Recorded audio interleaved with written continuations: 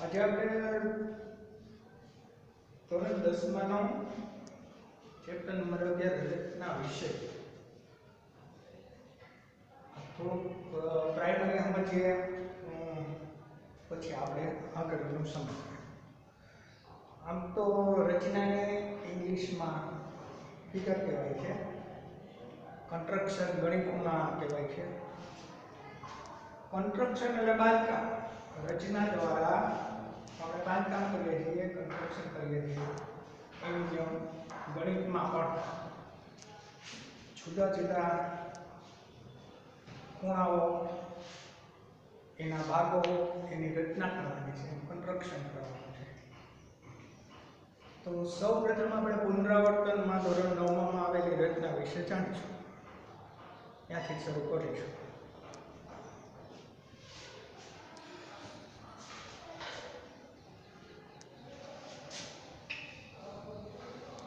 ધોરણ 9 માં ધોરણની અંદર આપણે રચના કોઈ પણ આકૃતિ દોરવા માટે આપણે કંપાસના સાધનોનો ઉપયોગ કરતા.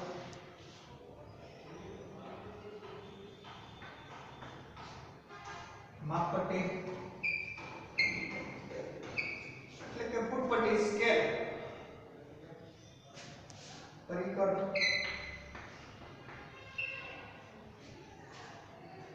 બાકીનું ખૂણા માપવાનું કોણ માપક કહેવાય છે. પણ આપણે માપપટ્ટી અને પરિકર બે જ વસ્તુનો ઉપયોગથી જુદા જુદા ખૂણાઓ, ખૂણાના ભાગના એટલે કોણ વિભાજકો એ બધું શીખવાનું છે, અને એ તમે 9મા ધોરણમાં શીખી ગયા. કોઈ પણ શરૂઆતમાં આપણે કોઈ પણ રેખા દોરવા માટે માપપટ્ટીનો ઉપયોગ કરીને રેખા દોરીએ છીએ.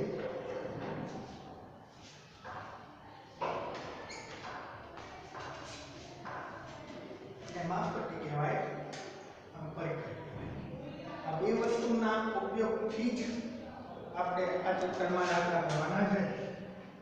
અને આમાં કોઈ વસ્તુ ગણિત નથી કે આને ભાગાકાર કરો, આને ગુણાકાર કરો, આને આમ કરો, આ સૂત્ર.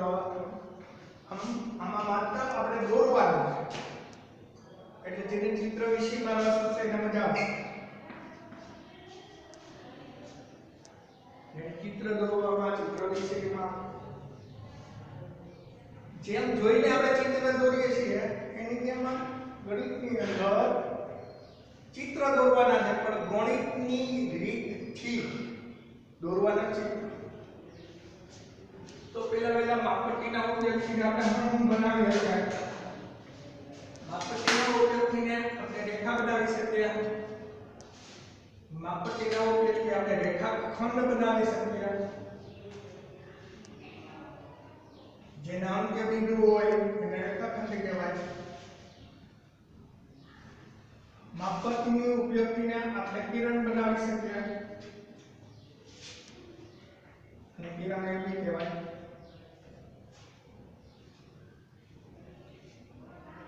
હવે પરિકરના થી આપણે જુદા જુદા વર્તુળ દોરી શકીએ, ચાપ લઈ શકીએ. તો અહીંયા બોર્ડ ઉપર દોરવા માટેનો આ પરિકર છે.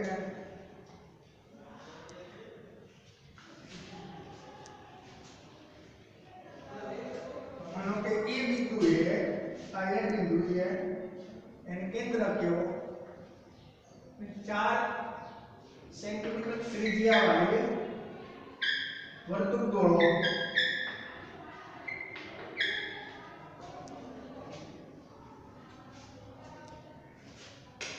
માપપટ્ટીની મદદથી એક અહીં 0 અને એક અહીં 4 ઉપર તમારા માપપટ્ટી મુજબ, માનો કે મારા માપપટ્ટી મુજબ આ 4,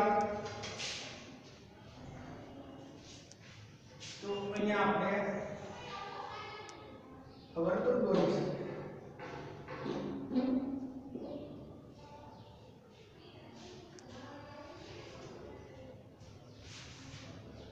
દોરી શકીએ આ બિંદુએ મેં આટલી ચાપ આ બિંદુથી આટલી ચાપ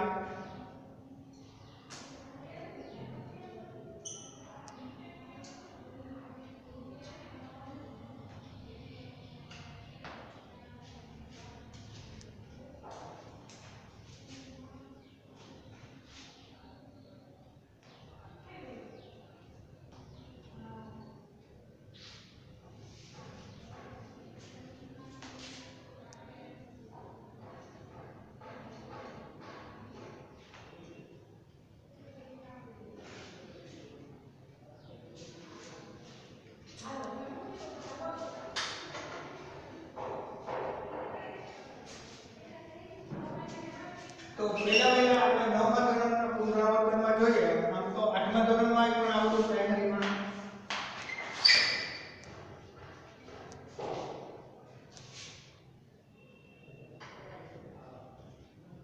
કોઈ પણ બિંદુએ 90 અંશનો ખૂણો દોરવો કોઈ પણ બિંદુએ 90 અંશનો ખૂણો દોરવો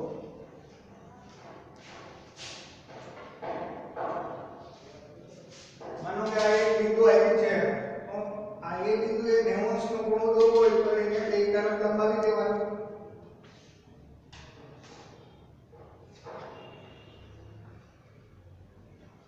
અહીંયા આપણે 90 અંશનો ખૂણો બનાવવાનો કાટખૂણો બનાવવાનો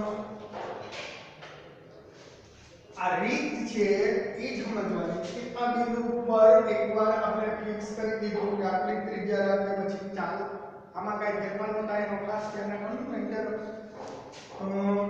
જવાબ ખોટા આવે કેમ કે ત્રિજ્યા વધી જાય એટલે માપ ખોટું આવે તો એ બિંદુ પર આપણે માપ રાખ્યું છે આ રીતે પરિકરને હંમેશા બિંદુ છેડે ત્રિકોણ કરવાનું એક અહીંયા ચાપ લેવાનું એક અહીંયા ચાપ એક અહીંયા ચાપ લેવાનું એક અહીંયા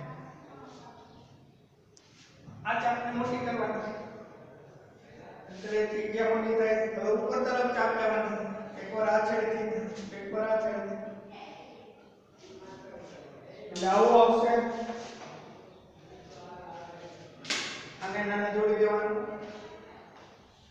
એટલે આ 90 અંશનો ખૂણો ભેગો કહેવાય આ 90 નો થાય આ બી 90 નો થાય સૂર્યકોણ છે એટલે ઓકે હવે આમાંનામાં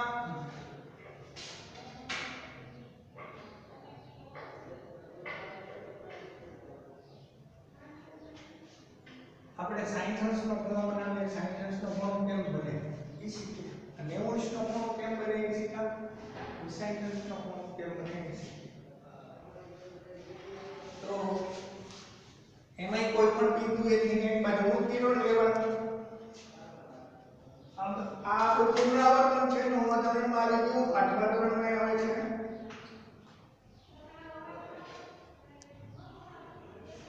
આમ માનો કે આ બી બિંદુ છે બી બિંદુએ આપણે 60 અંશનો ખૂણો લેવાનો 60 અંશનો ખૂણો લેવા માટેની રીત છે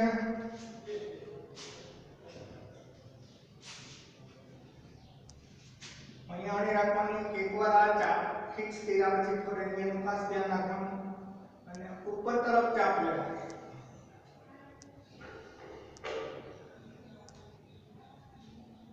ચાપ જ્યાં કાપે ત્યાં પાછું કોણી રાખવાની કેન્દ્ર તરીકે લેવાનું અને ફરીથી ઉપર તરફ ચાપ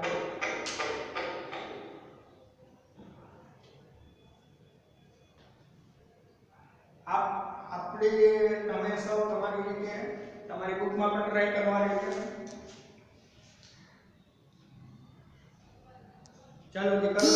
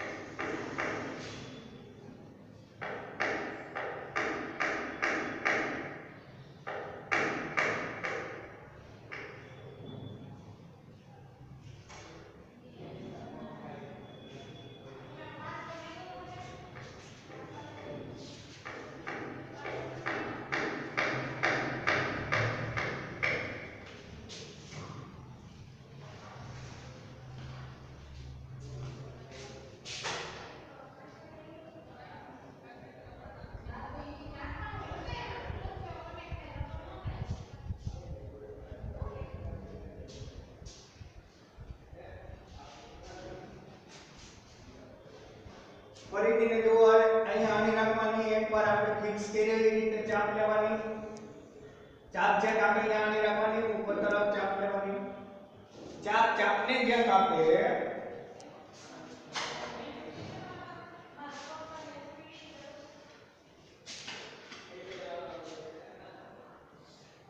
ત્યારથી અહીંયા ચાપને કાપે છે, આ ચાપ આપણે લીધી પછી ફળીને કેન્દ્ર આપેલું, આ એટલા જ ત્રિજ્યામાં ચાપ લીધી, ચાપને ચાપ જ્યાં છે તે એને બીજ હોય, બીજીને એક તરફ મૂકીને બનાવી નાખવાનું A B અને C, તો ખૂણો ABC માં ખૂણો ABC બરાબર 60 નો જ બનશે. કોણ માપક બળ વગર આપણે પરિકરની મદદથી 60 નો ખૂણો બનાવી જોઈએ.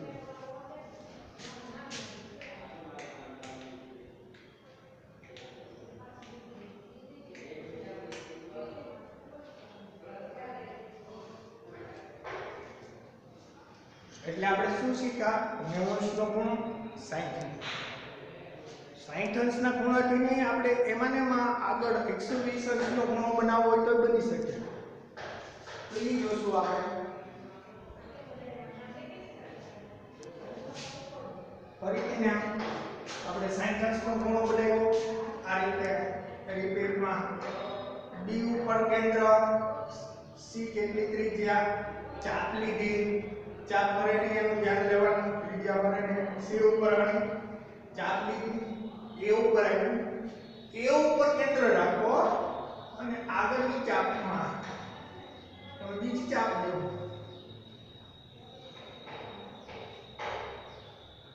અહીંયા D બિંદુ માનો કેટલો, તો B ને D ને જોડતા 120 અંશનો ખૂણો બને. અહીંયા D બિંદુ કયો ખૂણો BBC માં ખૂણો BBC બરાબર 120 અંશ ખૂણો.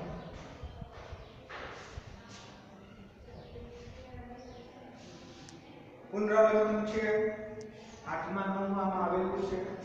હવે આપણે કોણ દ્વિભાજક કેમ બનાવો? ખૂણાનો દ્વિભાજક અને લંબ દ્વિભાજક, એટલે રેખા કેન્દ્ર દ્વિભાજક.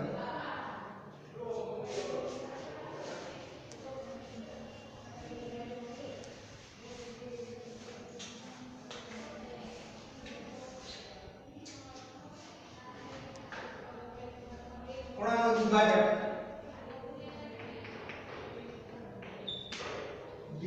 અને બે સરખા ભાગ કરે તો મારી રીતે કોણ બનાવવાનું?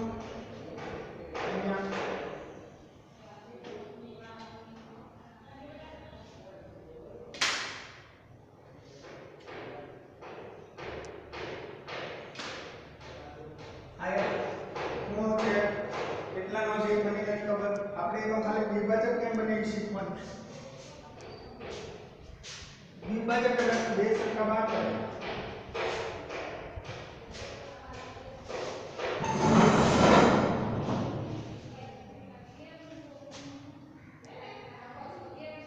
અહીંયા A છે માનો કે અહીંયા B છે, અહીંયા A છે માનો એમ. તો B થી A સુધીની ત્રિજ્યા ચાપ લેવાની.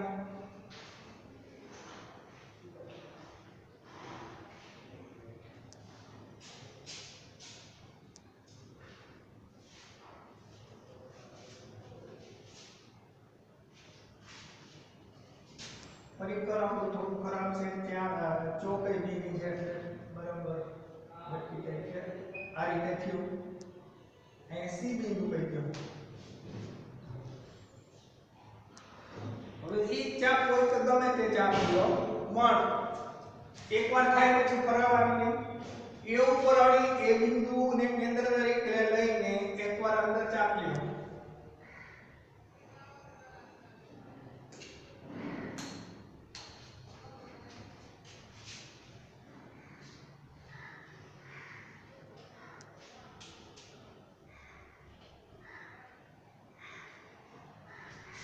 એકવાર અંદર ચાપ લેશો માનો કાઈ અહીંયાથી નાની રાખો એની ચાપ ભરેલી રીતે ત્રિજ્યા ભરેલી ચાપી પાછી લો બીજું આવશે ચાપ એકબીજીને જ્યાં છે ત્યાંથી બીજું આવશે બીને જોડો કઈ કામ બીને જોડવાથી બીટી કિરણ મળશે આ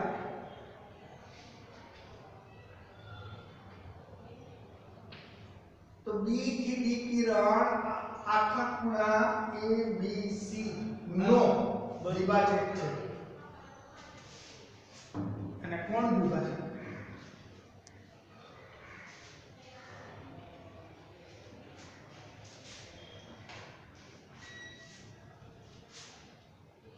હવે આપણે લંબ દ્વિભાજક અથવા કોઈ પણ રેખાખંડનું મધ્ય બિંદુ દોરવું હોય કે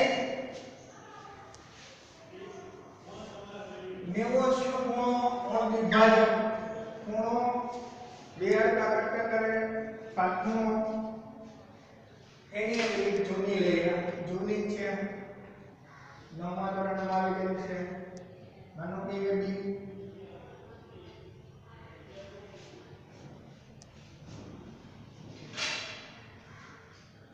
આનો લંબ દ્વિભાજક દોરવાનો છે લંબ દ્વિભાજક એટલે ખૂણા 90 ના ખૂણે લંબ દ્વિભાજક એટલે કટકા કરે ટૂંકમાં મધ્ય બિંદુ મળે હવે મધ્ય બિંદુ મળ્યામાં આ રેખાખંડ AB નું મધ્ય બિંદુ મેળવો રેખાખંડ AB નું મધ્ય બિંદુ મેળવો આવું નવા ધોરણમાં લખવા આટલા ધોરણમાં બહુ સરળ છે કોઈ પણ એ બિંદુએ આપણે કઈ તરીકે લીધું બી જેટલી પહોળાઈ રાખવાની છે બહુ નાનું છે તો અડધાથી વધુ રાખી શકો પણ એકવાર રાખ્યા પછી ત્રિજ્યામાં ફેરફાર કરવાનો નથી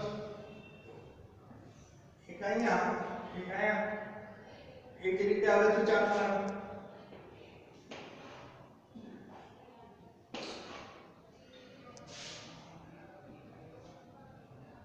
આ બે બિંદુને જોડો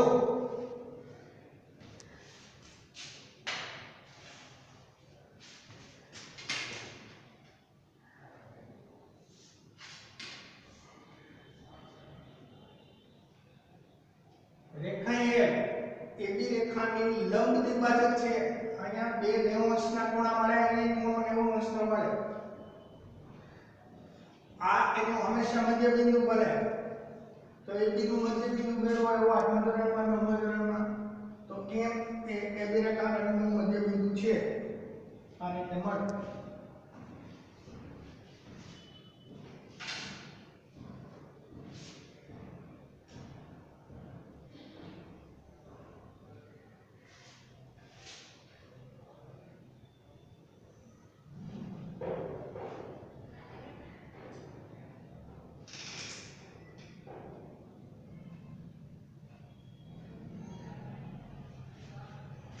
આ બધા આપણે 8મા અને 9મા ધોરણનું રિપીટ કર્યું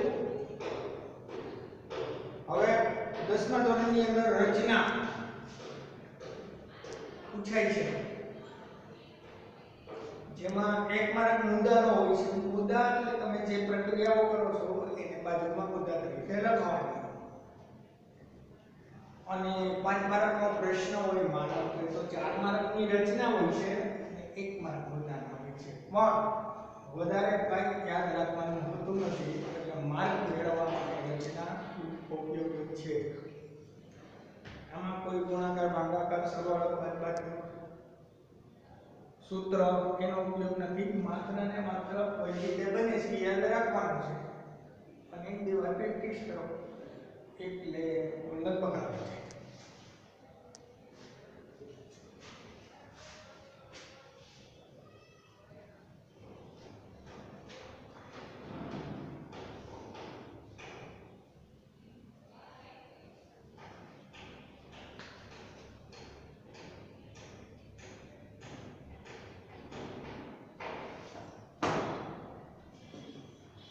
આપણે સ્વાધ્યાય 11.1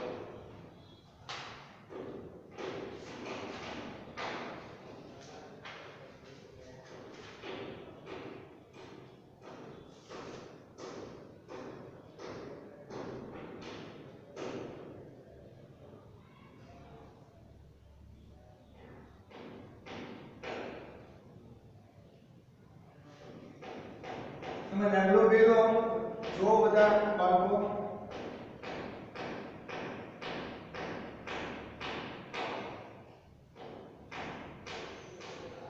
7.6 સેન્ટીમીટર લંબાઈનો રેખાખંડ દોરી અને તેના 5/8 ગુણોત્તરમાં વિભાજન કરો. નીચેના ભાગ પણ આપી જુઓ. તો સૌપ્રથમ આપણે રકમ મુજબ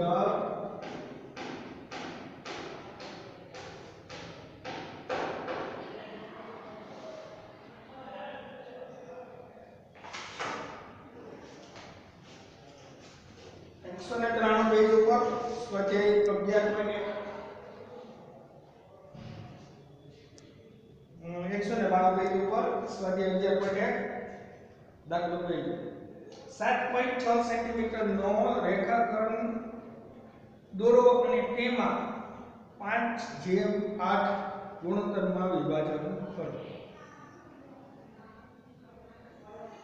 કઈ વાંધો નહીં, સરસ. પહેલો દાખલો છે, ખાસ ધ્યાન રાખજો. 7.6 સેન્ટીમીટર નો આપણે પહેલા રેખાખંડ દોરશું.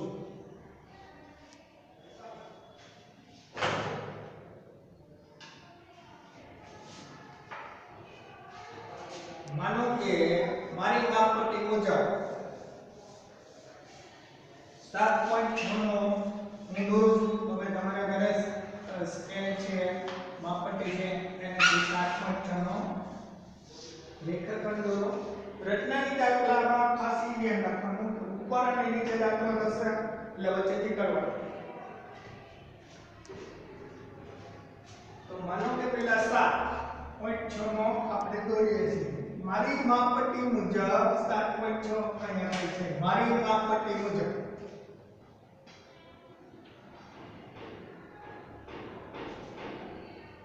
મુદ્દાઓ આ રીતે લખવાના. તો આપણે સૌથી પહેલા નામ લેવું.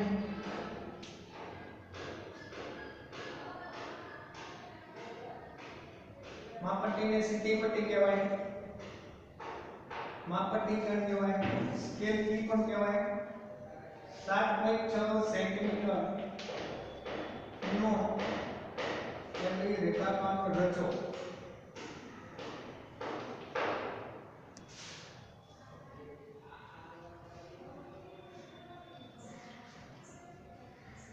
નાની માપપટ્ટી તમારી 15 સેન્ટીમીટર ની હશે અને 6 ઇંચ ની છે. એમાં સેન્ટીમીટર લેવાનું છે. ત્યારબાદ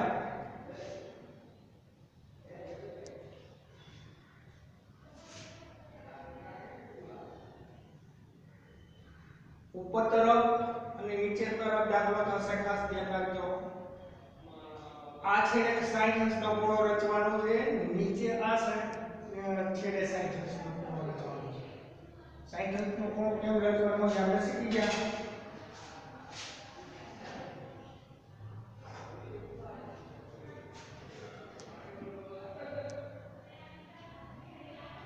જો ફરીને એકવાર માપ નક્કી થાય પછી ફેરવવાનું નહીં. અહીંયા અને અહીંયા અને આ 60 અંશનો એક ઉપરનો.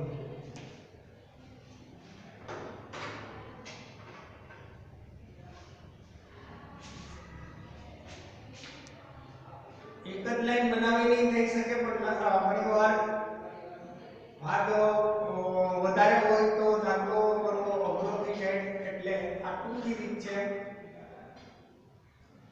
60 અંશનો ખૂણો છે, એક તરફ નીચે તરફ લઈ આપણે 60 અંશનો ખૂણો અહીંયા દોરવાનો છે.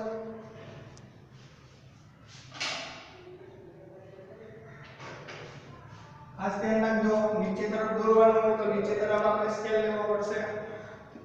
નીચે તરફ જ આપણે દોરવું પડશે. તો અહીંયા આડી કોઈ પણ એક રાસ્તોનો માપ ચોક્કસ, પાછો અહીંયા આડી. આ નીચે તરફ આપણે 60 અંશનો ખૂણો મળશે. એકબીજાને છેદી છે આ થી આ બાજુ.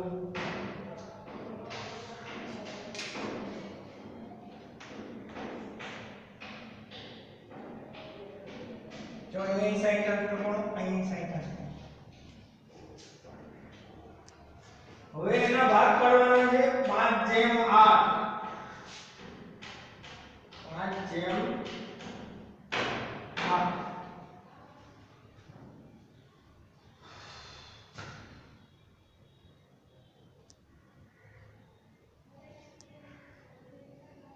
ઉપર એ 5 કરો તો નીચે 8 કરવા પડશે. અહીંયા 5 કરો તો ઉપર 8 કરવા પડશે. 5/8.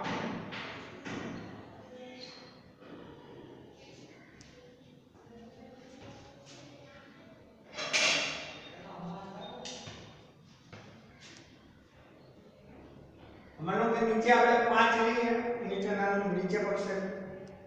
તો એવી રીતે લેવાના કે 5 ભાગ થઈ જવા જોઈએ, અહીંયા 8 ભાગ થઈ જવા જોઈએ. ક્યારેક એવું બનશે કે લાઈન ખોટી પડશે તો વધારે કિરણ મોટું કરી દેવાનું.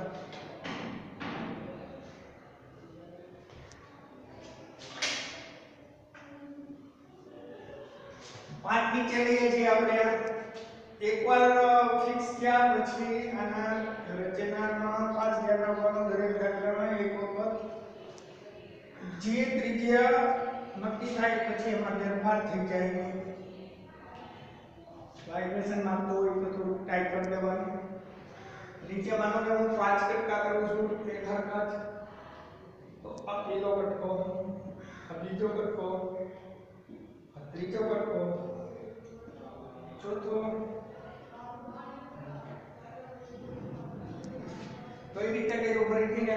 બી ઉપર કેન્દ્ર આટલી ત્રિજ્યા નક્કી કરી, આ પેલો કટકો, અહીંયા પાછી કેન્દ્ર, આ બીજો કટકો, અહીંયા કેન્દ્ર, આ ત્રીજો, ચોથો, પાંચમો. અને B1 કયો લખો તો B2 સમજવા માટે લખો, B3, B4, B5. બિંદુના નામ છે B1, આ એક કટકો આપણે કયો બીજો, ત્રીજો, ચોથો. ઉપર 8 કટકા કરવાના છે. આમાં કઈ ફેરફાર નથી કરવાનો. ફરીથી ચાલુ થોડું હલી ગયું હોય તો એમાં ફરીથી કરી જોવું ચોક્કસતા માટે. આમાં આપણે 8 કટકા લેવાના છે. આ પહેલો, બીજો, ત્રીજો, ચોથો, પાંચમો, છઠ્ઠો, સાતમો અને 8. માનો કે મારે બોર્ડના મર્યાદાઓ હોય છે એટલે 8મો કટકો અહીંયા થયો. માનો કે અહીંયા થયો 8મો કટકો. એ બિંદુ છે A1, A2, A3, A4, એવી રીતે A8. 8/8 છે એટલે 8મું ને 5 બેને જોડી દેવાનું. તમારી મોટી સ્કેલ હશે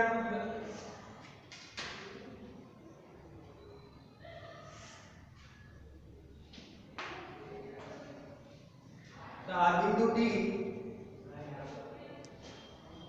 અહીંયા આ રીતે જવાબ લખવાનો. બિંદુ D એ રેખાખંડ AB નો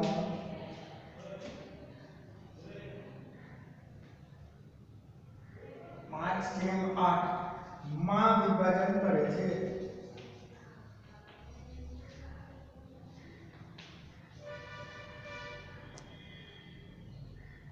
મુદ્દાઓ કેવી રીતે લખવાના એ આપણે 9મા ધોરણમાં બહુ સ્પષ્ટ રીતે સમજી ગયા છે.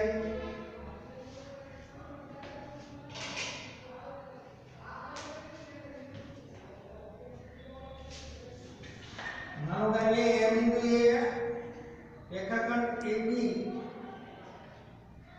ઉપર A બિંદુએ સાઇનસનો ખૂણો રચવાનો છે. B બિંદુએ નીચેના ભાગે સાઇનસનો નીચેના અર્ધતલમાં કહેવાય સાઇનસનો ખૂણો રચો. A1 ચાપ લ્યો. અચ્છા, એક ફરીથી 9મા ધોરણમાં એનું રિપીટ. ચાપ કે વર્તુળ દોરવા માટે એનો સિમ્બોલ આવી રીતે પેલું છે કેન્દ્ર છે A અને ચાપ કેટલી લીધી છે A1 જેટલી. આ ત્રિજ્યા બતાવે છે, આ કેન્દ્ર બતાવે છે. ક્યાં રાખવાનું કે કેન્દ્ર એ લેવાનું A1 ચાપ. પછી આમાં આગળ આવશે A1 કેન્દ્ર ને A1 A2 આમ જો કોઈ આલે આના ચાપ આપણે ચાપ લીધી તો એની દર વખતે લખો તો ચાલે.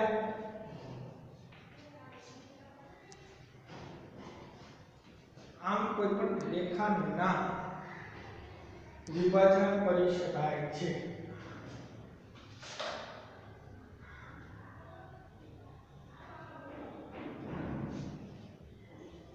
તો હવે આપણે જે શીખ્યા એને પાછું રિવિઝન કરો. એના દાખલા લો. આના દાખલાની અંદર રકમ ફેરવીને ફરીથી તમારી મેળે 3/5 માં વિભાજન કરો અને દાખલા ગણી શકાય. અહીંયા આપણું આ સેશન પૂરું. પાછા મળીશું.